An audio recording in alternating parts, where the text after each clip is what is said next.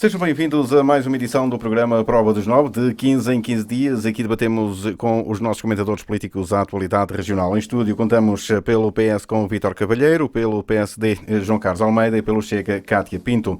Esta semana propomos que olhemos para o conjunto de soluções que foram apresentadas para o reforço da resiliência hídrica do Tejo, onde a barragem do Alvito pode vir a ser uma realidade. A bola está agora do lado dos autarcas para que sejam estes a apontar as soluções que mais servem à região e ao país. Vítor Cavalheiro, esta é uma maneira airosa de se passar a responsabilidade para os autarcas e sejam eles a definir quais dos 5 projetos que mais acham importante que sejam adaptados e sejam colocados no terreno com este conjunto de resiliência, de reforço de resiliência com este reforço da resiliência do Rio Tejo, da bacia hídrica do Tejo. Então, cumprimentar primeiro a Cátia, o João Carlos Almeida, o Luís Caia e os ouvintes da Rádio Condestável. Pois o Luís Caia está a dizer que é uma maneira dos autarcas, pois aqui inverte-se a situação. Normalmente o Governo toma medidas sem consultar ninguém, desta vez passa a bola para o outro lado, como se costuma dizer, que é o caso. Este é um assunto que nós já conhecemos, a questão do transvase, mas essa mais importante que o Luís Caia agora referenciou, e que está mais em cima da mesa, que é a solução para reforço da resiliência hídrica do Tejo, porque sabemos que é uma situação que interessa ao país, essencialmente, portanto, a uma zona extremamente populosa, que é aquela zona de Lisboa, Val do Tejo, por aí. E, portanto, realmente é essa a preocupação, e eu acho que nós já aqui falámos naquela questão do transvase em tempos, parece-me que é uma solução que não tem assim muitas pernas para andar, porque ouvimos, não é? E pela posição também do Ministro do Ambiente agora ali em Proença Nova, não é? Portanto, quando fez lá, portanto, a apresentação destes projetos. Agora, portanto, é realmente a questão básica, ou a questão principal, aliás, é realmente a preocupação do Tejo, não é propriamente a nossa preocupação, a preocupação aqui da nossa zona. Está tudo muito mais preocupado com a parte do Tejo, portanto, haver ali realmente o que se propõe aqui, portanto, é realmente a questão do transvase, que em princípio não se concretizará, a questão das águas, do tratamento das águas para serem depois novamente aproveitadas, e deixaram isso realmente à consideração portanto, das câmaras envolventes, câmaras, comunidades intermunicipais, como é dito, se bem que o Governo diz que o Ministro, queremos tomar decisões muito em breve. E eu, às vezes, até ponho aqui um ponto de interrogação, porque quando dizem que queremos tomar decisões muito em breve, se calhar até já as têm tomado, que é normalmente, e infelizmente, aquilo que tem acontecido em anteriores decisões altamente polémicas e que acabam por ser tomadas sem ouvir, portanto, os intervenientes, neste caso as pessoas interessadas, os municípios, os presidentes de Câmara, que são quem representa as populações aqui do interior, e muitas vezes não são ouvidas. Neste caso aqui, há realmente essa discussão recente, portanto, há essa vontade. O Luís falou também na questão da barragem do Alvito, parece que desta vez poderá ser mesmo uma realidade, ou ser mesmo para avançar, pelo aquilo que ouvimos e pelas declarações também do Presidente da Câmara de Proença Nova nessa discussão, quando o Ministro passou por lá também, por Proença Nova. Estamos a falar de uma solução que já se fala, como ele diz aqui, há 100 anos quase, ou será muito próximo disso, e, portanto, acho que se vier a concretizar, acho que é um bom investimento aqui para a nossa zona, como já dissemos em tempos, não é? Acho que é um bom investimento, e, portanto, é uma achega também para aquilo que estamos aqui a discutir, que é realmente esta questão do transvase ou não transvase, e da bacia do Tejo, portanto, que são realmente situações importantes. Agora, relativamente também aqui àquilo que é falado da barragem do Cabril, já aqui falámos também quando foi dessa situação do transvase, e o que eu percebi agora é que na altura mesmo o Presidente da Câmara, o Carlos Miranda, estava um bocado, portanto, cético relativamente à utilização futura daquela barragem. E vemos que agora aqui, portanto, a utilização é para fins múltiplos, usos múltiplos, para aquilo que lemos aqui, e acrescenta o Presidente, portanto, o Presidente da Câmara, o Carlos Miranda, uso turístico, para recreio, lazer, defesa contra incêndios. Portanto, há aqui já uma finalidade, deixou de produzir energia elétrica e passou a energia elétrica vem complementar tudo isto, sendo que não é, aquilo que foi dito, não é a base principal da Albufeira. Vai ter, como eles dizem mesmo, múltiplas utilizações, e deixou de ser o principal, ser só mesmo para a produção de energia. Pois, parece que é isso, e era uma preocupação também que na altura que circulava, portanto, e parece que agora e aliás o Presidente da Câmara, na altura, o Carlos Miranda, dizia que realmente era importante nós sabermos qual era o armazenamento de água naquela albufeira, porque muitas vezes chegávamos ao verão e o armazenamento era pouco, e parece que esse que é um problema que hoje estará resolvido com a nova finalidade, ou portanto, com a questão da não produção de energia, e portanto, esta barragem do Cabril, como sabemos, é também muito importante para a cota da água do Castelo de Bode. Portanto, para além destas outras vertentes que falámos aqui, é importante também exatamente para isso. Eu acho que, pronto, a questão do transvase, que também era o que nos trazia aqui, era aquilo que nós temos, não se coloca. Agora vamos a ver qual é, portanto, a decisão do Governo. Sabemos mais ou menos qual é. Os governantes disse, portanto, o Presidente de Câmara, comunidades intermunicipais e tal, vamos a ver qual é a pronúncia, o que é que vão dizer relativamente a este assunto. Cátia, boa tarde também. Está, digamos assim, resolvido uma situação que nos tinha trazido aqui também, e muita gente preocupada com esta questão do transvase, que poderia avançar, e era uma pipa de massa, como muita gente chamou, para fazer este mesmo túnel, e que não serviria este território. Antes de mais,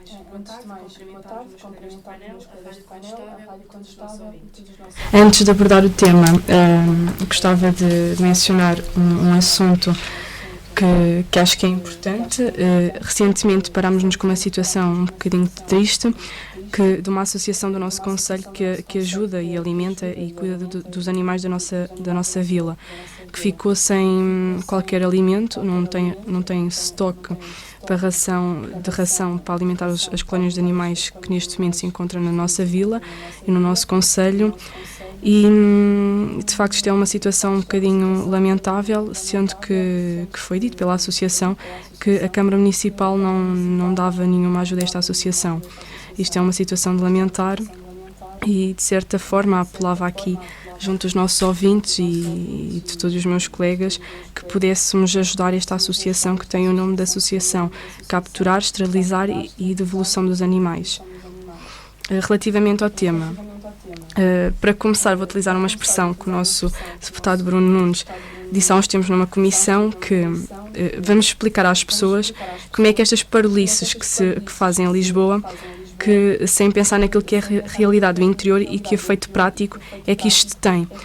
Eu acredito que muitos dos nossos deputados e muitos dos nossos governantes não tenham noção daquilo que é um interior, e daí às vezes proporem propostas que não fazem grande sentido. E na minha opinião o transvase seria um disparate que não ia beneficiar em nada o nosso concelho e tudo aquilo que vem depois disso.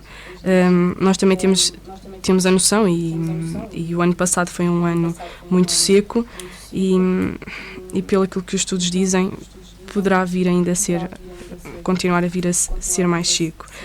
E logo do início também foi avisado que haveria algumas barragens que não iriam ter água suficiente para o verão inteiro, mas de certa forma acho que isso não foi levado muito a sério, e depois chegámos ao ponto que aconteceu, de ficarmos com as barragens quase a zero.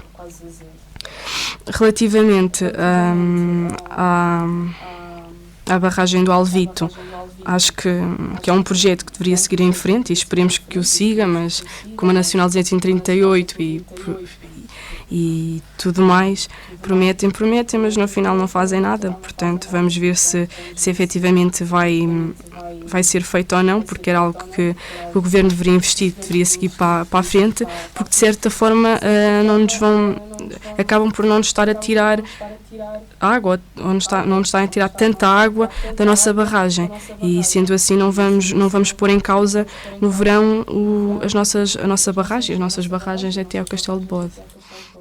João Carlos Almeida, também boa tarde. Esta situação, esta solução que é apontada como seja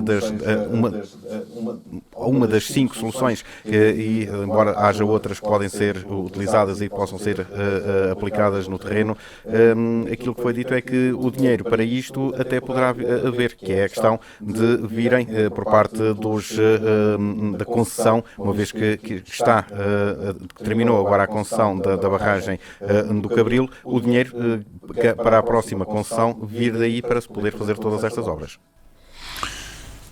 Ora bem, isto, antes de mais, cumprimentar então o Vítor Cavalheiro, a Cátia e o Luís Buscaia e o auditório que nos está a ouvir. Muitas vezes aqui a questão não é um problema de dinheiro. Nós temos que ver aqui as soluções que resolvem o problema do Tejo e o problema de quem ajuda o Tejo a ter um caudal mínimo, que é o problema que tem vindo a ser falado de ano para ano. E, portanto, já foi falado de várias opções, várias soluções, e começou mal porque ninguém ouviu os interessados diretamente, os municípios, e agora está-se, de facto, a voltar à estaca zero e a começar melhor. E, portanto, pedir opinião e que os municípios que estão envolvidos que sejam parte da solução e, portanto, não seja imposta uma solução como tem feito até agora, e nós temos os nossos recursos hídricos que atravessam o Conselho, nosso e outros, e servem para múltiplas funções. Ultimamente tem sido só mais o que tem-se falado na questão das barragens do Cabril é a utilização para a produção de energia elétrica, mas começaram logo a falar, e uma vez que a concessão está a acabar, está a terminar, não vai ser prioridade a produção de energia elétrica, mas já estão a falar em utilizar o espelho de água para painéis fotovoltaicos, à semelhança do que está a fazer no Alqueva, e agora a questão do transvase. E, portanto, as soluções para o Rio Tejo não passavam pelo transvase do Cabril, porque, para além de ter já o protesto de grandes dos municípios que estão envolvidos, nomeadamente Sertã, Proença, Oleiros e Pampilhosa da Serra, não era consensual essa opção. No entanto, vamos lá ver uma coisa. Quando em tempo de seca nós verificamos agora que não pode ser solução, porque quando há muita água o problema não se coloca, talvez no Rio Tejo o caudal possa ser superior. Mas em tempo de seca extrema, o problema do transvase não funciona. Porque, como tem sido visto, nós nem água para nós quase tínhamos já, quanto mais ainda para transvase. E, portanto, essa solução, como está a concluir, pelos vistos, está-se a chegar à conclusão que não é a solução que vai ser abandonada. O custo do transvase para Belvergue iria custar, segundo a orçamentação, 100 milhões de euros. A barragem do Alvite, que é falada agora, e que é um projeto que já está encostado, ou pelo menos pensado, há projeto, como eu costumo dizer, o importante é haver um projeto. E até já havia projeto. E até já havia um último projeto que foi apresentado há poucos anos, que era de utilizar as eólicas que estão ali à volta para poder produzir energia, para durante a noite a água ser bombeada para poder fazer circuito... Gastar energia que à partida será em excesso ou não está-se a fazer tanta falta, para tornar a colocar a água a montante e poder ser utilizada quando fizer mais falta. Portanto, também se foi falado, foi uma solução. E não sei se é quase como os carros elétricos, vamos lá ver. Pode chegar a um ponto em que dois motores, um está a gastar energia, as rodas estão a carregar, e seria o ideal, ou seja, quase que necessidade 100% de autonomia. Digamos que é uma miragem, mas sempre pensei nisso, porque é que as rodas, os carros elétricos, carregam a bateria em travagens e outras situações. Ora, as eólicas produzem energia que, rodando, se as rodas de um carro estão a rodar, podem, enquanto está a gastar a energia do motor, pode estar a carregar as baterias por estar em andamento. Portanto, é uma questão de os recursos cada vez estão mais eficientes, cada vez estão mais aproveitados. Mas nenhuma dessas soluções resolveria o problema que estamos a falar, que é o caudal do Rio Tejo. E o caudal do Rio Tejo tem um projeto que os ambientalistas discordam porque vai contra a natureza, como é habitual desde sempre. Qualquer coisa e para a ação climática, porque vai criar um espelho de água muito maior e que a ação climática vai ficar prejudicada. Ao contrário do João Lobo Proença, diz que seria um acontecimento colocar o projeto de 1948 em andamento e que seja iniciado agora para ser inaugurada em 2028.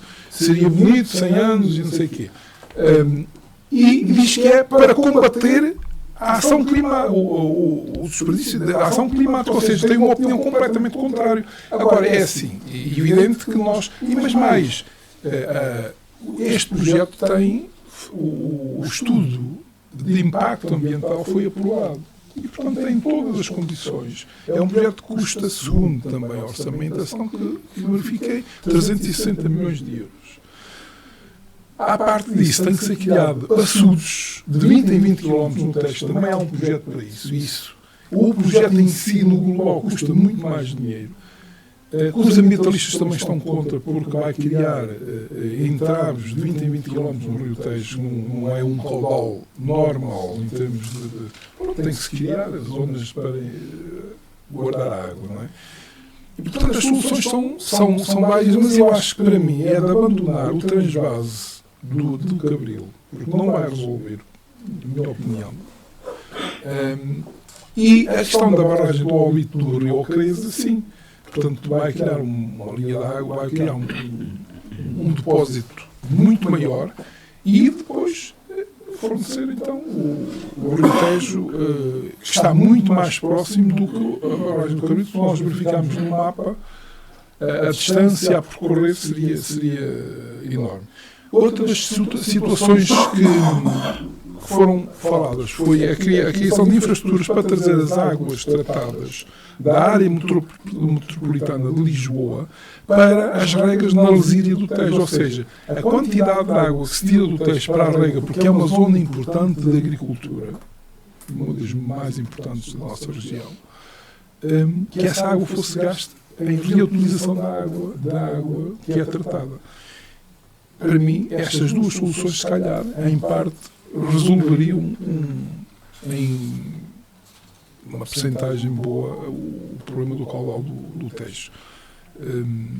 E, portanto, a minha esperança é que, de facto, o Zezer, a barragem do Cabril, mantenha um nível de água sempre bastante, digamos, estável, porque o que é que acontece e o que é que aconteceu no último ano de seca extrema, que nós verificámos de um momento para o outro os depósitos de água a baixarem muito. Foi por causa da produção de energia elétrica, foi a pensar no lucro, na produção de energia. E, portanto, se isso não acontecer nestas zonas, e principalmente, e foi preciso proibir, de facto, em algumas zonas, limitar ou proibir mesmo o uso dos recursos hídricos para a produção de energia. Nestes aspectos, eu acho que temos à vista uma solução antiga, reaproveitada agora, pode ser melhorada, e que vai resolver, em parte, na minha opinião, o problema do caudal. Vítor, poderemos estar na presença de mais um entrave também para toda esta área, para esta zona ribeirinha do Rio Zezer, uma vez que vamos continuar a ser uma reserva de água para a área metropolitana de Lisboa e arredores, e vamos continuar eventualmente a ter os tais entraves que já temos hoje. Exatamente, eu acho que tudo isto é mais não é pensar propriamente no interior, nem a pensar em nós aqui mais do interior. Isto é a pensar realmente nos grandes centros, neste caso concretamente em Lisboa, porque diz que abastece 3 milhões de pessoas, etc. E é mais nessa perspectiva que eu acho que infelizmente nós, pelos acontecimentos, pelo que tem nos últimos tempos, normalmente essas medidas não são pensadas para ajudar ou para desenvolver o interior, são mais pensadas para esses grandes centros, e eu acho que é exatamente isto também, não é? Porque aqui a barragem do Alvito, como disse, já há muitos anos que se fala, portanto era um investimento se calhar bom para a nossa região, seria um bom investimento, e eu acho que só avançará se realmente houver vantagem de resolver o problema do caudal do Tejo, porque a questão do transvase também, como estávamos aqui a falar, também eu acho que é uma questão que neste momento talvez não se coloque, por aquilo que sabemos, e que não faz sentido, porque o transvase não vinha a acrescentar nada. A água do Cabril já chega ao Tejo, como nós sabemos, não é? Chega por outras vias, chega um bocadinho, em vez de chegar um bocadinho mais para cima, chega um bocadinho mais para baixo. Mas pronto, 30 km. Mas pronto, e ainda produz energia pelo caminho 3 vezes. Pois, antes de chegar. Exatamente, exato. Ainda produz, ainda apanha mais 2 albufeiras, não é? Pelo menos a Bolsa e o Castelo do Alto. Portanto, eu acho que, não sei qual foi a ideia, aliás, a opinião era unânime em considerar que não era vantajoso para a nossa região, a nível mesmo do Executivo, quer do próprio Presidente, os vereadores do PS e do PSD, não estaria muito de acordo. Aliás, houve uma posição firme também dos vereadores do PSD a dizer que se isto tivesse que haver algum consenso, provavelmente não chegaria ao consenso, mas também o Presidente mantém a mesma opinião. Portanto, eu acho que isto é tudo muito a pensar nos outros e normalmente a deixar para trás as questões do interior, porque infelizmente nós somos poucos, os votos são poucos, e normalmente quando isso acontece, portanto as medidas são pensadas para esses grandes centros, que é o que está aqui a acontecer. Portanto, relativamente às duas situações, ao transvase, a barragem do Alvito era bom, não tenho dúvida nenhuma, se calhar vinha dar aqui alguma dinâmica à nossa zona, pelo que se diz, não é? Portanto, há estudos que já estão com pareceres favoráveis, é uma questão de vontade do Governo, e se realmente entenderem que isto que é para favorecer aquela zona, estou convencido que é uma coisa para avançar. Se não, é para continuar eternamente no papel. Não é? João Carlos Almeida. Eu sou a favor de que nós todos contribuamos para o bem-estar de todo o país e, neste caso, resolver problemas que têm a ver não só com uma região, mas com o problema, com o problema nacional. A questão do transvase para nós não ia trazer absolutamente nada de bom, apenas nos tirava a água, é só dar para lá. Como nós já o fazemos e não temos, aliás, temos limitações do uso dos nossos recursos por causa que esses mesmos recursos são utilizados além, não é fronteira, mas além concelho, não é? Portanto, fora da nossa região, de interesses que não são propriamente da nossa região. E, portanto, o transvase seria mais uma dessas e, portanto, nós estamos todos a favor de contribuir por uma solução, desde que tenhamos também, tenhamos ressarcidos, digamos, daquilo que nós damos para a solução. E isso não tem acontecido. Portanto, no caso de partilhar os nossos recursos e depois não temos já falávamos disso quando era da produção de energia. Nós produzimos energia, temos 3 barragens a produzir energia e as contrapartidas aqui para a nossa região são poucas. Aliás, as contrapartidas a limitação do uso de recreio, por exemplo, das nossas linhas de água para turismo. Exatamente. Que outros não têm, e costumo-se dizer, em Lisboa nós tem mar, recebem a nossa água, usam barcos de recreio de toda a forma e feitio. Nós aqui estamos limitados por causa da poluição. Limitam-nos as margens de construção nas margens, exatamente também por causa da proteção ambiental. E, portanto, é assim, o que é mais fácil aqui é defender aquilo que os ambientalistas defendem. Não, é mais fácil para o governo, dizem eles, gastar milhões dos contribuintes para fazer estas obras. São contra qualquer tipo destas obras. Destas soluções que estivemos aqui a falar, são contra todas. O que é que eles querem que se faça? Obrigar a Espanha a cumprir os caudais mínimos que estão. Isso nunca vai acontecer. Ora, nós sabemos que quando há falta de água, salve-se quem puder, os espanhóis tentam apanhar aquilo que têm lá antes de chegar cá. Portanto, é muito difícil fazer cumprir quando há mesmo escassez a sério de água. Para além disso, também há a questão do poder económico da produção de energia além fronteiras. E, portanto, é muito fácil nós dizermos assim, somos contra tudo e qualquer coisa, porque vai, de facto, prejudicar a ação climática, dizem eles, pronto, segundo eles. Outros dizem o contrário, que até melhora. É exatamente como vamos lá ver, estes ambientalistas e outros defendem o seu ponto de vista, e eu costumo dizer que o ponto de vista deles é o deles e não olham para os lados, é só em frente. E não pode ser assim. E temos o exemplo também das florestas, que já agora, entre parênteses, a carta de perigosidade de incêndio que foi suspensa, que seria para avançar a final deste mês de março, e vai ficar suspensa outra vez mais 2 anos, 1 ou 2 anos, porque estes senhores técnicos acharam que colocar isto à discussão 1 mês antes da carta seria suficiente para os municípios colaborarem naquilo que era adaptar às nossas realidades. E, portanto, esta é a visão dos especialistas neste tipo de ambientalistas e outros que não olham, de facto, aos interesses do país. Nós, independentemente de prejudicar alguma coisa, o benefício é superior, então temos que ir por aí. E, portanto, estamos sempre abertos a contribuir e não nos fecharmos. Mas também não podemos dizer assim, nós vamos dar água para Lisboa e vamos nos limitar aqui e não ganhamos nada com isso. Nós vivemos no interior, temos floresta, que é um bem para o país, mas, no entanto, a Carta de Perigosidade de Incêndio quer-nos proibir de nós podermos sair de casa em risco de incêndio, portanto, e não podemos construir aqui, não podemos construir além.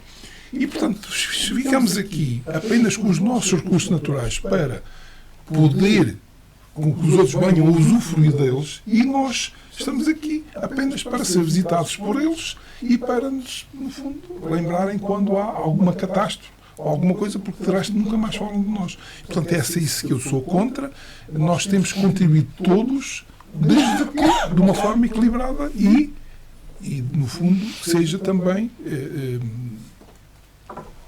justificada e também ressarcida de alguma forma, que seja haja uma contribuição e que não nos limitem assim, de forma a que nós, no fundo, não consigamos, de facto, ter uma vida normal na nossa região. Cátia, esta questão das compensações também alinha por este mesmo toque de podermos também agora e começar também finalmente a exigir compensações pelo facto de termos cá a água, guardá-la, não a poluir para depois quase meio Portugal poder bebê-la? É assim, Nós já sabemos que este tipo de situações vai continuar a acontecer, que a seca extrema vai continuar a acontecer. Não, aliás, eu desde pequena que me lembro de dizer que estamos em anos de seca, portanto temos que arranjar soluções para este tipo de coisas, não podemos estar a prejudicar uma população para beneficiar outra. Daí uma das soluções que já é usada em outros países é de dessalinizar. Exatamente, que já funciona em outros países, e nós que somos um país à beira-mar, acho que isso não seria um problema. Provavelmente pode ser caro, mas certamente ia-nos ajudar neste tipo de situações, quando as barragens ficam quase sem água e estamos dependentes disso. Outra coisa, e já falando aqui, por exemplo, na Sertã, seria, vamos supor, a criação de umas mini barragens na nossa vila. Talvez, não. Nas ribeiras. Sim. Reeditar a questão Já houve a de Palhares. Depois, um projeto que foi abandonado. O projeto foi abandonado, era um projeto privado e tinha custos elevadíssimos, não é? Estamos a falar de um projeto privado. E era bom, que ainda houve realmente esperança que alguma vez viesse a avançar, mas infelizmente não avançou. Portanto, aquilo não tenho dúvida que era excelente para a região. Criámos mais reservatórios de água para nestas alturas termos água para utilizar nas regas, para alimentar, para dar de beber aos animais, também reaproveitar as águas residuais. Existem umas infinitas soluções que provavelmente, e muito provavelmente, terão que ser analisadas para não termos de estar sempre a prejudicar os mesmos, que é o interior, e de certa forma já começamos a ficar cansados porque o interior é sempre o prejudicado. É que aqueles senhores que estão em Lisboa ou não conhecem a nossa realidade, ou então não querem saber daquilo que de nós, não querem saber da nossa realidade, e depois acabam por fazer este tipo de propor este tipo de propostas e querer implementar coisas que não fazem sentido para o interior e para as pessoas do interior. Digamos que é o peso dos votos. Pois, infelizmente. Estas infraestruturas, para terminar, eu diria que têm que ser feitas muitas vezes não só a pensar no custo, benefício e rentabilidade, mas sim na solução em tempos de crise e de seca que possamos ter soluções. E isso tem que se abandonar um pouco aquela ideia de a infraestrutura tem que ser rentabilizada para se poder fazer. Então, há infraestruturas que não são rentabilizadas. E portanto, será essa, muitas vezes, também a solução. Dizer assim, é uma solução que possa ser necessária, não tem que ser sendo necessária todos os anos, mas pode vir a ser necessário. E aí, a questão que estamos aqui a falar foi um projeto, e de facto existiu um projeto, foi a questão de Palhares, de fazer ali a retenção da água, que era uma solução, digamos que naturalmente aceite, e que tivemos essa esperança que fosse feita, mas que nunca avançou porque não era rentável. Portanto, não é rentável, portanto não se fez. Esse é que é o grande problema destas infraestruturas. Mas neste caso, só para também... Pelo aquilo que ouvimos anteriormente, nós já aqui falámos, e este é um assunto que já foi debatido mais do que uma vez, até falando a nível do Executivo, nós aqui também, mas a nível do Executivo. E agora estava ali a olhar para umas afirmações na altura do Presidente, do Carlos Miranda, onde ele diz que na altura nós não tínhamos nenhuma certeza, portanto não sabia, havia a concessão, a produção de energia elétrica, não sabíamos, terminava a concessão, não sei. E ele dizia sempre uma coisa que hoje, se calhar, já está mais garantido e que talvez seja positivo também aqui para a região, que é realmente os caudais mínimos da barragem, que se falou muito na altura, porque a barragem tem praticamente cá no fundo. Sim, a 32% são todos. Exatamente. E pelo aquilo que nos parece, assim, pelo aquilo que lemos e pelo aquilo que sabemos, parece que será um problema mais ou menos resolvido, porque agora, não havendo produção, há uma salvaguarda já de algum armazenamento de água, e esse armazenamento de água é extremamente positivo para aquilo que já falámos aqui, para os diversos fins, para lazer, incêndios, etc., para muita coisa.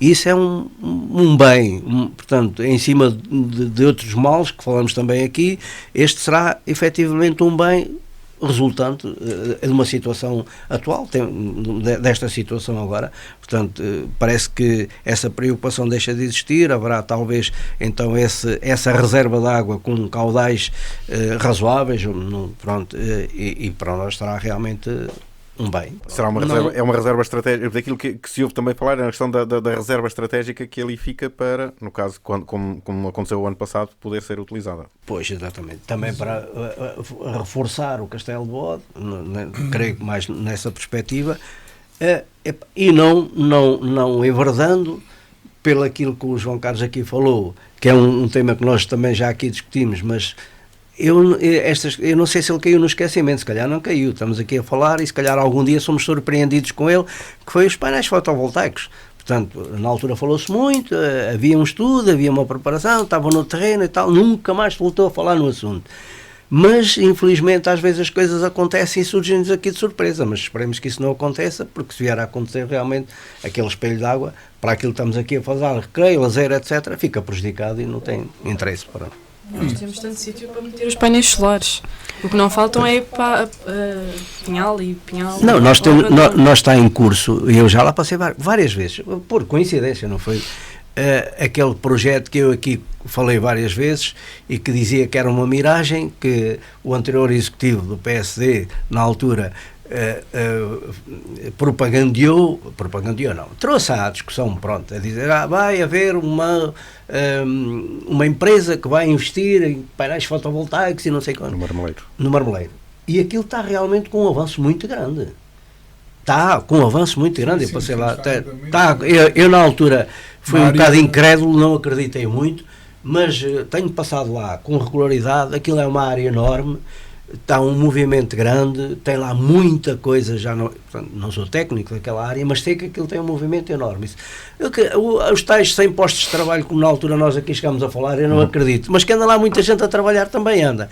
E depois, a posteriori, não sei quantos, falámos na altura também, na criação de alguns postos de trabalho, irá criar, não sei quantos é que eram, já não me recordo, digo muito sinceramente. Sei que na altura achei uma exorbitância os postos de trabalho para a preparação, mas aquilo tem máquinas, pessoal, estradas, tudo, equipamentos, está realmente num estado bastante avançado. Vamos lá ver, nós quando dizemos, e cá estava a dizer que há muitos sítios para meter os painéis, há muitos terrenos aí que nem sequer são rentáveis para a floresta e que podiam ser utilizados. Isso é um facto. Só que isto não cai do céu, este interesse de utilizar os espelhos de água, é porque é mais fácil, mais barato colocar os painéis e também porque estão próximos da central hidroelétrica. E, portanto, todas essas situações são ponderadas. A questão, e nós agora saímos por aí, e eu ainda agora há pouco fui... Tive aqui, por exemplo, a Viseu e verifiquei, e nós verificamos aqui e acolá já muitas zonas de terrenos aproveitados, só que são terrenos que não são, muitas vezes, nós, pelo menos no Alentejo há muitos, mas aqui não temos terrenos muito planos. Então, os painéis não podem ser colocados em qualquer ponto do terreno, têm que ficar expostos o mais possível ao sol e tem que ter um posicionamento e, portanto, o terreno pode-se colocar numa determinada parte, noutra parte não é rentável. Portanto, tudo isso são, no fundo, são condicionantes que, além de encarecer, podem não ser tão rentáveis a nível de produção. Portanto, é normal que pensem nessas soluções, como também já verifiquei nas linhas de água, na questão da barragem do Alqueva. Acho que está previsto muito mais, mas já é visível. Quem for visitar a barragem, estiver em cima da ponte, verifica os painéis, é visível os painéis, tirei fotografias quando estive lá.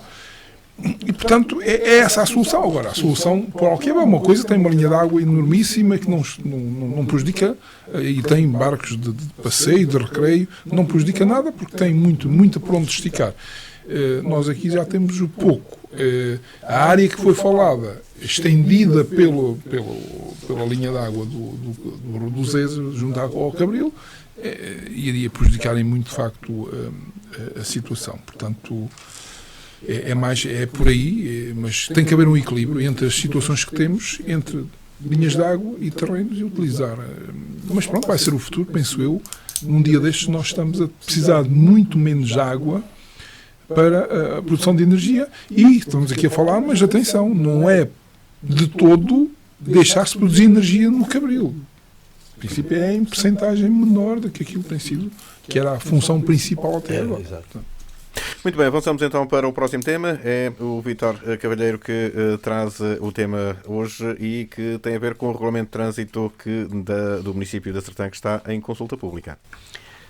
Pois, eu trouxe exatamente por isso. Isto é mais um alerta, não é? Portanto, está em consulta pública, muita gente pode dar a sua opinião, se bem que normalmente as pessoas não vão ligar, não vão ligar, não é por bem nem por mal, para já também muitas vezes é difícil chegar a estas coisas. Nós estamos aqui a falar que está em consulta pública, mas a grande maioria das pessoas não consegue muitas vezes ir lá pesquisar e ver o que é que deve fazer ou como é que deve fazer, porque aquilo tem que se dirigir à Câmara e tal. Tem uma série de burocracias que não são fáceis. Mas isto também serve de um alerta, porque isto estamos a falar de um regulamento importante, muito importante, porque para já, já aqui falámos também nisso, para já pela antiguidade do anterior, é um regulamento de 2006, já está desatualizado, quer dizer, não está bem complementado, porque foi uma coisa muito simples na altura. Se bem que, sendo simples, no terreno as coisas podiam funcionar nos mesmos moldes, porque o PSD teve lá 12 anos portanto, na Câmara e nunca achou necessário, rever o trânsito. Eu falei várias vezes, enquanto vereador na altura da oposição, falei várias vezes na necessidade de se rever o regulamento de trânsito e de se tomarem medidas relativamente ao trânsito, e felizmente isso agora está a acontecer. Eu não sei se está a acontecer da melhor forma. Portanto, nós os três aqui já participámos, fazemos parte do Conselho Municipal de Trânsito, da Comissão de Trânsito, já participámos numa reunião, foi a única também. Sabemos que há um levantamento exaustivo de tudo o que está no terreno a nível de sinalização, etc., mas também não sabemos muito mais do que isso. Portanto, e agora lemos o regulamento, mas o regulamento é uma forma normativa, portanto, não diz que o sinal A, B, C ou D está bem ou está mal, e isso é que é importante, porque o Presidente diz, não, temos que rever aqui para pôr ordem no trânsito, etc. E é mesmo verdade, é que realmente isto precisa, depois do regulamento que está em discussão pública durante 30 dias, provavelmente não haverá não será acrescentado muita coisa àquilo que já lá está, mas depois partimos para o terreno, para aquilo que é realmente a sinalização, o estacionamento, a circulação, etc., que isso é que é importante.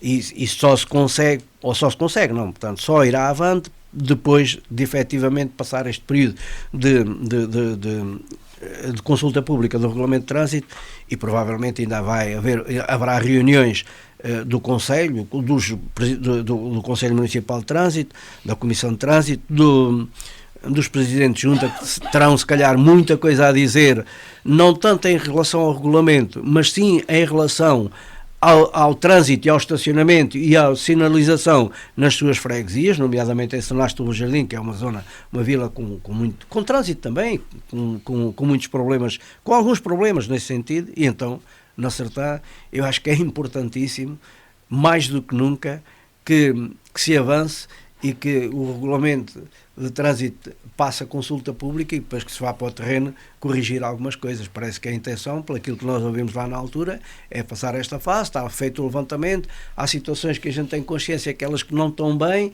mas esta foi a primeira fase. A segunda é depois repor ou corrigir essas situações que não estão bem, e aí há muito trabalho a fazer, de certeza absoluta. Nós também não temos, creio eu, não sei, vocês podem me ajudar, a Cátia e o João Carlos Almeida, mas nós não temos conhecimento desse levantamento no terreno. Tivemos conhecimento só por um PowerPoint ou dois que foram passados na altura, não é? De resto também não sabemos, mas está feito exaustivamente no terreno, tudo o que existe no terreno. Era bom que depois também se viesse a conhecimento público, e virá provavelmente, para depois também nós podermos dar a nossa opinião, dizer aquele sinal ali não está bem, na minha opinião devia ser outro sinal, ou o trânsito circula por aqui, na minha opinião devia circular, cada um dar a sua opinião, provavelmente, digo eu. Agora, é importante que se faça, porque eu acho que eu era sempre uma pessoa, eu desvalorizava sempre o assunto, quando me diziam às vezes, principalmente na Sertã, aqui em Sernás, nós estamos aqui, eu vejo, estou ali na Rua dos Pinheiros, ali praticamente no centro da vila, vejo passar inúmeros carros para baixo e para cima e tal, mas não há grande problema, pronto, haverá o problema do estacionamento, uma situação ou outra, mas na Sertã está-se a tornar um problema. Eu dizia sempre que as pessoas são impacientes, estar 5 minutos aí numa fila, ou estar à espera, mas não, aquilo está-se a tornar mesmo caótico. Eu acho que tem que haver uma solução urgente. Já não digo que passa por requalificar a Avenida Gonçalo Rodrigues Caldeira. Já não vou dizer isso porque já estou farto de dizer, porque a situação caótica do trânsito é exatamente por causa disso que o João Carlos Almeida defende. E eu acho que nós estamos a ver no dia a dia o que acontece ali, todos os dias, não há nenhum dia que isso não aconteça. Eu acho que isso que é uma situação urgente. Oxalá que esta questão passe rapidamente, para depois alguém fazer alguma coisa por aquele trânsito ali na vila, principalmente dentro da vila, e principalmente naquela zona. Há muito mais a fazer. Eu estou a falar, aquilo é uma situação do dia a dia que todas as pessoas constatam e todas as pessoas reclamam, e depois haverá por aí outras situações. Por exemplo, eu já disse muita vez, não me parece que haja necessidade do trânsito pesado circular por dentro da Vila da Sertã neste momento. Há um limite no cimo da vila, mas pode haver outros, porque há alternativas. Havendo alternativas, não me parece que isso seja, e haverá muitas outras situações, para além do que é dito também, de regularizar situações que estão irregulares neste momento. Há necessidade realmente de olhar para o trânsito com algum cuidado a nível de circulação e a nível de sinalização. Cátia, é de facto isto também defende que tem que ser mesmo visto nesta altura o regulamento de trânsito do município? Sim. Este regulamento também está disponível no site da Câmara, acho que está nos editais, na parte dos editais. Como já foi dito, isto é um regulamento, mas creio que seja daqueles regulamentos que como é que eu posso dizer isto? Que acaba por ser uma norma, exatamente, é uma norma. Eles só vão adaptando, acabam por adaptar para o Conselho da Sertã, mas de certa forma é uma norma já implementada e eles depois alteram. Ainda bem que este registro e que este regulamento foi revisto, porque é muito importante neste momento para o nosso Conselho e para a Sertã, porque cada vez mais nós estamos a ver a Sertã e todo o Conselho a crescer e, de certa forma, como já foi dito, começa a ser insuportável situações de trânsito como nós temos visto ultimamente. E quer queremos, quer não, à sexta-feira isso acontece e acaba por ser muito complicado, não só à sexta-feira, mas como nas horas de ponta, as ditas horas de ponta, é muito complicado. Com isto, poderíamos resolver este problema, porque vamos supor que o IC8 é cortado, como é que vão fazer? Vão passar todos os carros, passam no IC8 por dentro da vila. A acidentes que... Exatamente, vão passar por dentro da vila. Se nós à sexta-feira temos esta confusão, como é que será se houver um grande acidente no IC8, a estrada tiver que ser cortada? Vamos supor, isto esperemos que nunca aconteça, mas se a estrada por algum motivo tiver que ser cortada durante 2 dias, é completamente absurdo isto acontecer. Não faz sentido isto acontecer. E se calhar tem que se começar a pensar numa nova via, de forma a resolver estes problemas. Vamos supor isto foi o que pensei e vamos supor uma rotunda, uma nova via perto na rotunda que liga a Motocabril para o outro lado, perto da zona do centro de saúde. Se calhar tínhamos que gastar aqui, tínhamos que fazer um investimento um bocadinho grande mas a certo ponto se calhar compensava. Nós temos que, e a Câmara tem que começar a pensar numa forma de desviar o trânsito e de se precaver relativamente a isto. Outra coisa é a criação de mais passadeiras, não só dentro da vila, mas também fora. Aquelas passadeiras que nós temos em momentos, em alturas que chove, são um bocadinho perigosas. As passadeiras de calçada, não só aqui na Sertã, mas como em todos os sítios, sabemos que são um bocado perigosas na altura em que chove. Também a colocação de sinais novos. Nós neste momento temos em certos sítios e em certas freguesias sinais que foram danificados na altura dos incêndios, ainda estão danificados, e o que acaba por ser um bocadinho... acaba por dar uma má imagem e acaba por meter em certas situações a nossa população em perigo, porque depois não sabem qual é que é o sinal, não sabem o que é que há de fazer naquela situação. Também os estacionamentos. Nós tivemos uma grande obra que foi a Praça da República, que talvez, na minha opinião, aliás, não só na minha opinião, mas na opinião de muitas pessoas, aquilo devia ter sido aproveitado para fazer um estacionamento subterrâneo e na altura até se falava muito com um estacionamento com 2 andares e por aí fora, e neste momento temos um sítio que não tem uma grande visibilidade e que também não é tão procurado, e que neste momento até lhe tiraram as casas bem na altura, e que se calhar faria todo o sentido ainda ter as casas de banho e devia ter sido aproveitado de outra forma. João Carlos Almeida, finalmente chegamos a bom porto com este regulamento que agora está em discussão. Ora bem, isto é, de facto, colocar ordem na casa, e o primeiro trabalho foi, de facto, o levantamento do existente. Não é possível, isto é um processo que não é fechado, portanto está ativo, em qualquer altura pode ser alterado, mas o trabalho inicial seria o trabalho mais importante, neste caso o levantamento, e aqui tenho que dar os parabéns à equipa que andou no terreno, porque não é fácil. O município é muito grande, é muito extenso, e estamos a falar em milhares de sinaléticas, não é? Portanto, e tudo isso tem levantamento, tudo isso tem levantamento fotográfico também.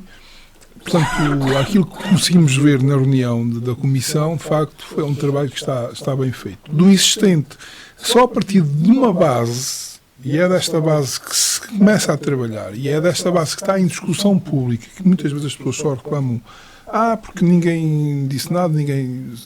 Pronto, só se sabe, só se reclama depois das coisas estarem, de facto, aprovadas. Muitas vezes, e queixam-se disso. Portanto, é bom também que a gente fale nessas coisas para as pessoas saberem que, de facto, podem dar o seu contributo, que toda a gente pode dar o seu contributo. Mas, de facto, era preciso esta base de trabalho para se poder trabalhar. Aqui está tudo o que é existente e chegar à conclusão do que não é existente. Estamos aqui a falar em problemas vários e cada um dá a sua sugestão. Há coisas que estão a mais, há coisas que estão a menos. Aqui tem o levantamento da sinalética existente, mas chega-se à conclusão de outros que não estão e que vão ser necessários e vão acrescentar. Cada um vai dar o seu contributo. Na comissão, até quando estivemos reunidos, demos alguns contributos, daqueles que são mais visíveis, mas de facto depois a opinião pública nestas coisas também tem o seu peso.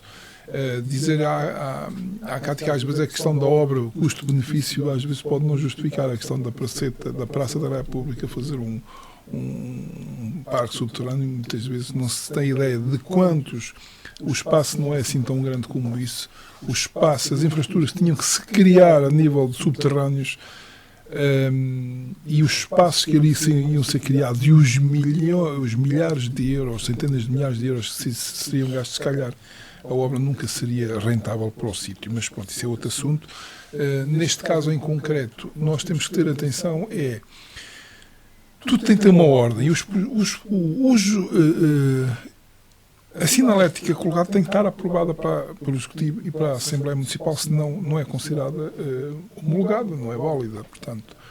E nós temos algumas coisas com razão, outras menos razão, há algumas coisas funcionam melhor, outras não funcionam sequer.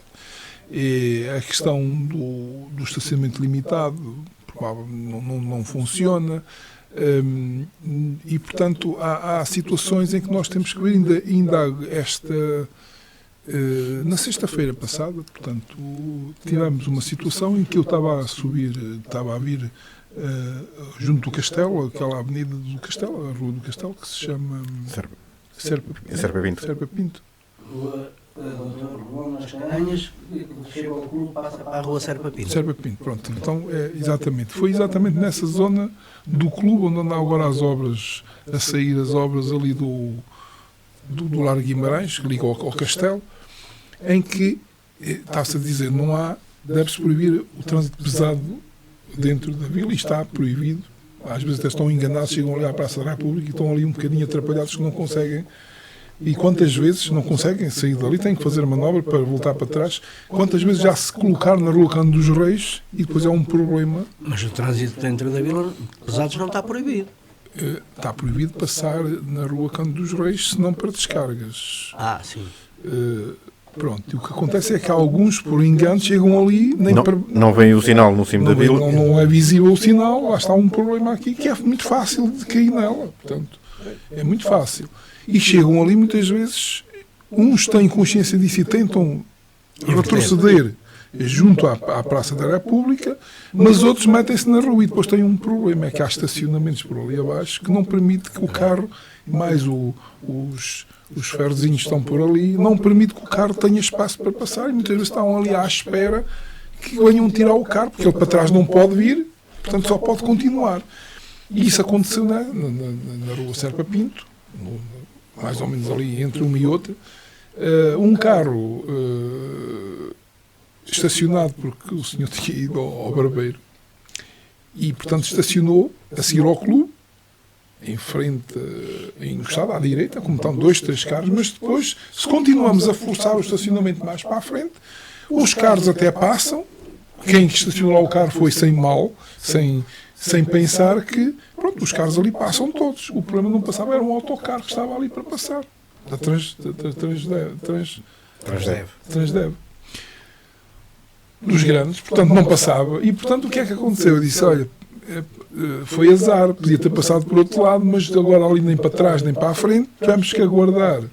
Ninguém sabia de quem era o carro, perguntava-se de um lado, do outro, todos a aguardar atrás do autocarro, e portanto já não podíamos ir para trás, porque entretanto já está a rua cheia.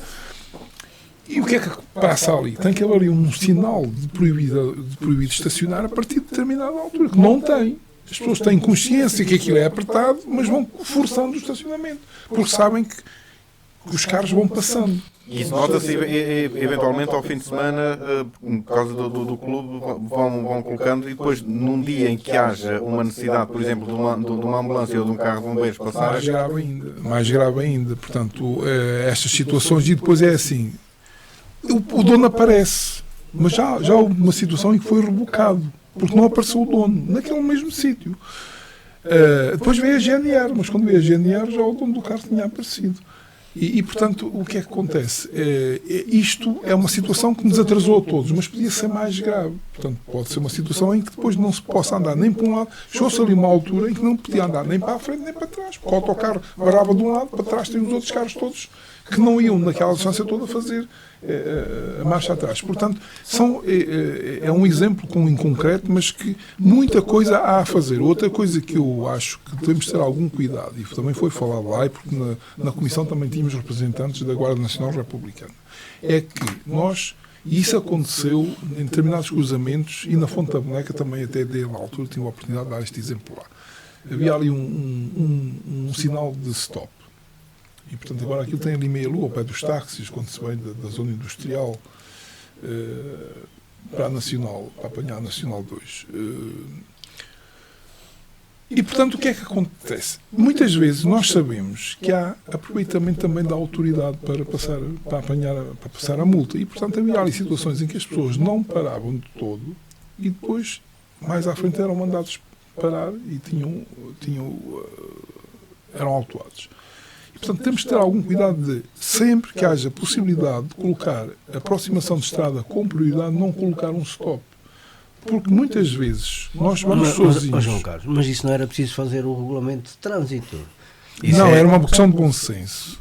Pronto. Também, A Câmara, independentemente do regulamento de trânsito, a Câmara pode tomar estas medidas pontuais. Não tem... Esta ou a anterior, que já falámos muitas vezes. Eu já aqui uma Aliás, vez essa situação do foi sinal pontual. que eu conheço aqui em Sernache, do Sernache do Bom Jardim, onde eu passo muitas vezes, que é junto lá embaixo no IVS, junto ao busto do Comendador Libano Vaz Terra. Quando vimos da Rua do Val, está ali um sinal de stop. Ora, eu tenho uma visibilidade enorme para o lado esquerdo, para a rua que vai para o clube, não é? E está lá o sinal e eu tenho que parar. É verdade que tenho que parar, mas pronto, é como o João Carlos estava a dizer, se calhar poderia estar outro sinal. Isto são situações pontuais que, independentemente daquilo que estamos a discutir, do regulamento de trânsito, já podiam ter sido resolvidas. Não foram? Quem diz estas diz outras, mas é a nível desta sinalização. Peço desculpa por ter interrompido. Pronto, são casos em concreto. Também tenho ouvido falar em muitos casos, e quando lá vou, muitas vezes vou sozinho, quase que acaba por ser um ridículo de parar. Quando se vai junto para apanhar a variante, vai para Vila do Rei. Antes da APP da ECDM, cá em baixo, muitas críticas ali que muitas vezes estão a ver quem para e quem não para. Há um sinal de stop para quem vai entrar. E com uma visibilidade enorme, não vem ninguém de cima, não vem ninguém de lado, de baixo, e nós começamos a olhar, será que aqueles carros estão lá em cima, algum está a ver se a gente para ou não, porque já aconteceu. E não aconteceu só uma vez. E, portanto, caímos no ridículo de parar sozinhos. Muitas vezes é alguém que, já não tem acontecido, acontece muitas vezes, alguém está a dizer, olha, aquilo parou, está a parar, para quê? Não tem ninguém. Mas, de facto, está lá um stop. E o engraçado, uma vez que um tio meu apanhou uma multa de não parar stop, e é grave, tinha a GNR a fazer uma operação stop. E como viu a GNR, achou por bem que não tinha que parar no stop.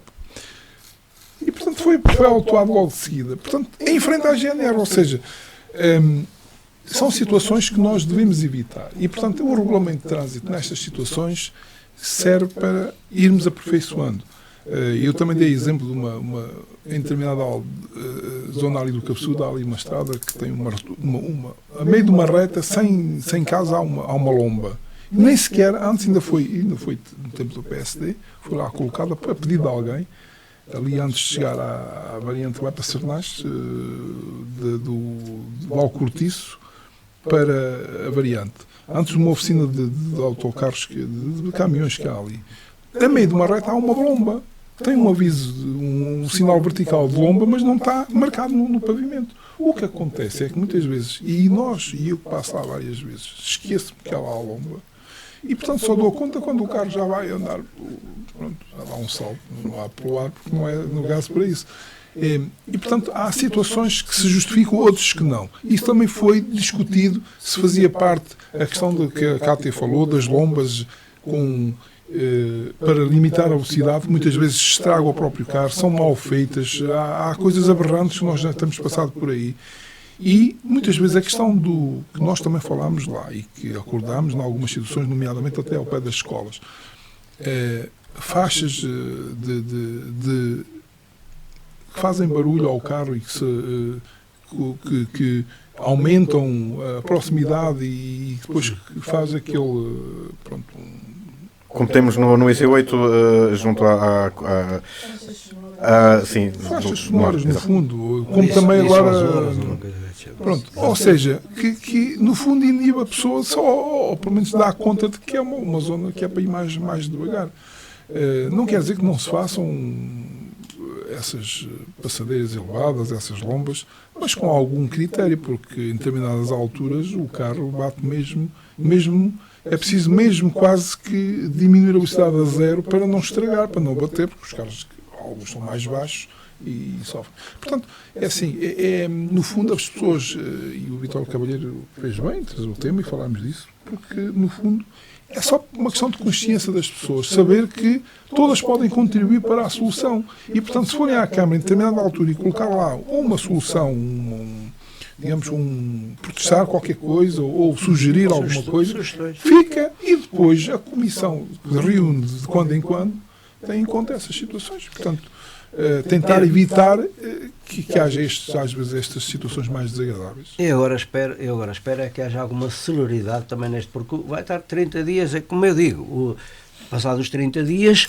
o regulamento está aprovado, portanto, há de ser aprovado, há de ir à Assembleia, mas depois no terreno fica tudo igual. Se não houver depois a continuidade, embora o vereador Pelouro diz que sim, que já está tudo mais ou menos, está tudo cadastrado, está tudo preparado, e depois tem que ser o mesmo, porque nós falámos mesmo a nível da Comissão de Trânsito, falou-se no assunto, e há situações que são pertinentes, que nós sabemos que neste momento até estão irregulares, mas que ninguém, pronto, não deixam, vão ser corrigidas a posteriormente, e outras que estão mesmo carentes de alteração imediata, praticamente.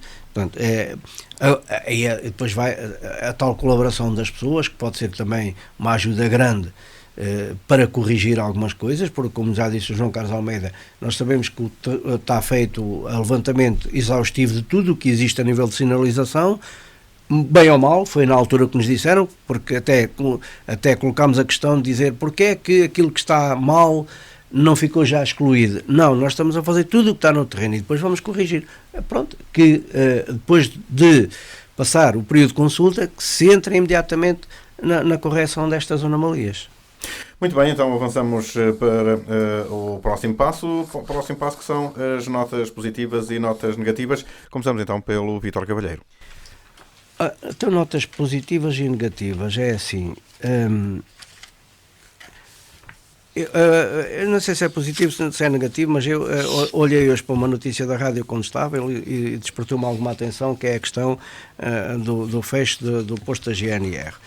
É um problema que nós também já aqui falámos muitas vezes, é um problema antigo, não é um problema recente, creio que ainda está nesta fase de conclusão, as notícias ainda estão a ser atualizadas com alguma regularidade, mas eu acho que, mais uma vez, Cernache fica mal, pronto, porque realmente, já falámos, há aqui alguma desconsideração também pela vila em si, estamos a falar de uma área enorme, e eu acho que isto que é negativo, não olhar para Cernache do Bom Jardim com outros olhos, não por ser Cernache do Bom Jardim, mas por ser uma zona que abrange uma população grande, várias freguesias que normalmente estão mais agregadas a Cernache. E depois também dizer, surpreende, pouca gente quis falar sobre o assunto, não sei porquê também, mas de qualquer modo, a mim surpreendeu-me um pouco a posição da Presidente da Junta. Compreendo que o politicamente correto é a gente não querer entrar em colisão ou em choque, mas eu acho que nestas coisas nós estamos aqui para defender os munícipes e os fregueses e as pessoas da freguesia. Muitas vezes, se calhar, temos que entrar em choque com algumas entidades e com algumas instituições, mas respeito. Mas surpreendeu-me, dizendo que até o feedback de algumas pessoas que é bom, eu não sei como é que as pessoas podem pensar que isto está a correr bem, mas pronto, isso é outra situação. Depois, trazia aqui uma nota que é a questão de positiva, a biblioteca itinerante fez anos, são poucos, são curtos, são 4 anos, mas de qualquer modo, nestes 4 anos são reveladores realmente de um trabalho bom, de um trabalho, estamos a falar de um equipamento que vem do tempo do PSD, mas que foi realmente uma mais-valia, não tenho nenhuma dúvida. É uma data que se deve assinalar, porque a Bíblia Andante já percorre aí os sítios onde muitas vezes pouca gente lá vai, faz um bom serviço a nível da cultura, etc. E eu acho que isso que veio realmente foi bom para o Conselho. Depois, outra nota positiva, não andamos sempre aqui a falar no IVS, com aquelas, mas o IVS portanto, um estabelecimento de ensino que se afirma muitas vezes pela positiva. O IVS conquista lugar na fase final de ecocozinheiros. Eu acho que isto tem algum valor, portanto não sou um bocado leigo para falar nisto, mas eu acho que isto tem algum valor. Estamos a falar numa fase final, onde há se calhar provavelmente, certeza que haverá muitas instituições de ensino, muitas escolas, etc. E o IVS conseguir chegar lá é sinal de que realmente há alguma qualidade, não é? Isto tem que revelar realmente que há aqui um bom trabalho, há qualidade, e é um estabelecimento de ensino, como foi dito portanto, também um artigo de opinião publicado na Rádio Condestável de um sernachense, deputado municipal, onde ele fala efetivamente na questão do ensino em Sernares do Bom Jardim, e realmente eu acho que o IVS tem aqui um papel importantíssimo na Vila de Sernares do Bom Jardim, na região também, no Conselho e na região. E eu acho que isto deve ser motivo de orgulho para o IVS e para, concretamente, para Sernares do Bom Jardim. Então, avançamos também com as notas positivas. Cátia Pinto, notas positivas e notas negativas, óbvio. Começo pelas notas positivas, que é o posto da GNR de Sernares do Bom Jardim está fechado desde o início de fevereiro. Outro ponto negativo, que é para voltar a... Onde é que está? Que é o facto da associação não ter possibilidade de comprar e já não tem mais alimentos para as colónias dos animais. Ponto positivo é o facto da Nacional 238 voltar a ser foco na Assembleia da República, neste caso numa comissão. Sim. João Carlos Almeida também, notas positivas e notas negativas.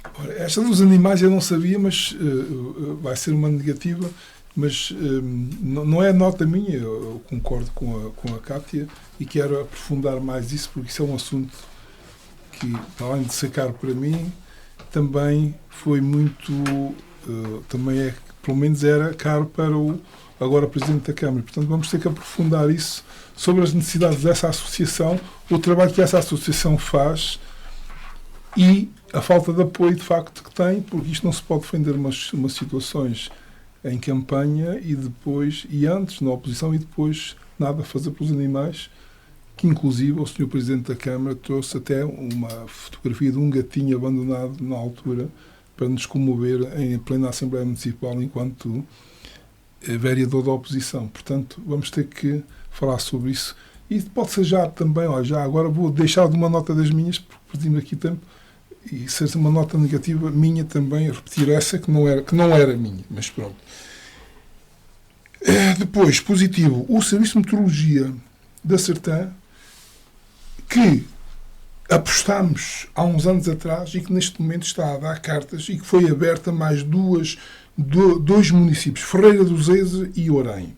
Neste momento temos este serviço a abranger a Sertã, Oleiros, Vila de Rei, Proença Nova, Castanheira de Pera, Figueiró dos Vinhos, Góis, Lousã, Miranda do Corpo, Pampilhosa da Serra e Pedrógão Grande. Mais 2 concelhos que entram para este conjunto. O município tem um laboratório meteorológico dotado dos meios de referência padrões em todos os procedimentos legais exigidos. Portanto, é uma aposta da Sertã em que teve um imenso sucesso e está verificado porque está a abranger todos os concelhos aqui à nossa volta. E, portanto, é porque é um serviço que é muito, muito requisitado e muito, muito bem. Positivo também, a Casa dos Sabores dos Saberes e Casa dos Sabores, que vai ser inaugurada em Pedrógão Pequeno. É um pequeno museu que dá a entender, de alguma forma, a informação da vila. Nós, no nosso município, tem-se falado muito, mas estamos muito em falta ainda com a questão de museológica. Portanto, é um pequeno sinal daquilo que se pode ser feito no Conselho também positivo. Muito rapidamente, a questão da GNR era a nota negativa que eu tinha. Estranhar só, de facto, à semelhança do Vítor Cavalheiro, porque não se pode ser simpático sempre e em todas as circunstâncias. E estranhei aqui, além de saber que o quartel que tem instalações que muitos gostariam de ter a nível deste país, está fechado, não tem nenhum elemento e que não temos ninguém que faz comentários, nem o Presidente da Câmara, nem o Presidente da Junta de Freguesia. Para terminar, nota negativa. Afinal de contas, o Ministro das Infraestruturas, bem a Sernares, fica muito sensibilizado. Falámos nisto na Assembleia. A sensibilização não chega. Para a questão da 238 e da ISA 8. Os nossos deputados da Nação, na Assembleia Municipal, numa das primeiras debates com o Ministro das Infraestruturas, foi questionado sobre o que pretende fazer em relação à 238, após ter sido aprovada por unanimidade na Assembleia da República, um projeto de resolução da requalificação da Estrada Nacional 238. Como nós sabemos, já falámos aqui, foi por unanimidade, foi aprovado, há que fazer o projeto, até a Mortágua dizia na altura, se todos estamos de acordo, faça-se a obra. Sobre esta questão, o ministro, que ficou sensibilizado em Sernasto do Bom Jardim, portanto é conhecedor em loco da situação, nada disso, tendo passado a resposta para Frederico Francisco, secretário de Estado das Infraestruturas, que elencou as obras ali estão a decorrer nesta altura. Portanto, está tudo bem. As obras estão a decorrer, aquelas obrazinhas que estão a fazer-se ali para baixo da 238, está a resolver o problema todo e, portanto, a questão da sensibilização, estamos por aqui, muito se fala, mas depois a questão é esta. Sobre a ISA 8, também questionada pelo deputado do PS, sobre alguns, se está previsto algum estudo para a concretização do ISA 8, do que falta. Em resposta ao deputado do PS, o mesmo secretário de Estado apenas disse que as infraestruturas de Portugal está neste momento a fazer um estudo sobre a segurança rodoviária entre a A17 e a Vila Velha de Ródão. Portanto, está respondido. Estamos em sintonia todos, está-se a trabalhar em muito para melhorar as infraestruturas viárias no centro por este governo. Está mesmo sensibilizado, de facto. É de lamentar, de facto, esta sensibilização que não passa, nem sequer sensibilização chega a ser, porque só mesmo quando estão nos dias de festa e que são convidados, ou que se dão convidados para vir à nossa região, é que ficam sensibilizados. A partir daí, nada mais se sabe sobre o assunto. E assim terminamos mais uma edição do programa Prova dos 9. Lembro que o programa, que é emitido ao domingo depois das 13 horas, repete às 21 horas na próxima quarta-feira e fica nessa altura disponível em podcast na página da rádio e em vídeo no canal do YouTube em Incontestável TV. Para todos, até uma próxima.